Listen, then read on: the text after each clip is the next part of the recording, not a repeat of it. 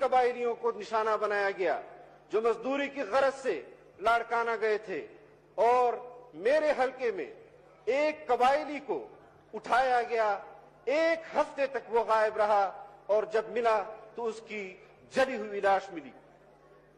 انسانی حقوق شرمندہ ہے اس وقت پاکستان میں۔ جمہوری حقوق کے حوالے سے اس وقت ملک کے اندر جو کھیل کھیلا جا رہا ہے، معاشی پالیسی یہ حکومت نہیں دے سکتی۔ جمہوریت ان کے سامنے شرمندہ ہے۔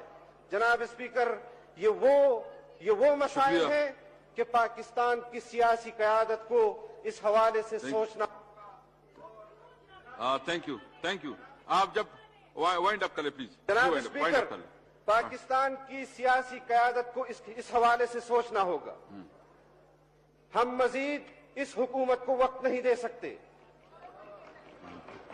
اور میں آپ پر یہ بات واضح کر دینا چاہتا ہوں کہ آپ کے وزیر اعظم نے یہاں پر کھڑے ہو کر اپوزیشن کو کہا تھا کہ آپ اپنے حق کے لیے ڈی چوک آئیں، کنٹینر میں دوں گا، لیکن میں آپ کے توسط سے ان کو بتانا چاہتا ہوں کہ ہم پاکستان کی اس دارالحکومت ڈی چوک میں آئیں گے، اور انشاءاللہ جو کنٹینر آپ نے ہمارے لیے تیار کیا ہے اس کنٹینر سمیت آپ کو یہاں سے نکالیں گے انشاءاللہ۔ Thank you.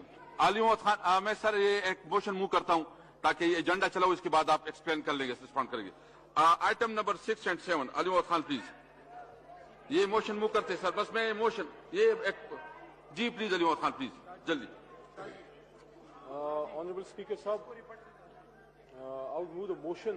باقی 6 اور 7 جو ہیں ہمارے آنریبل پارلیمنٹری سیکرٹری ہیں۔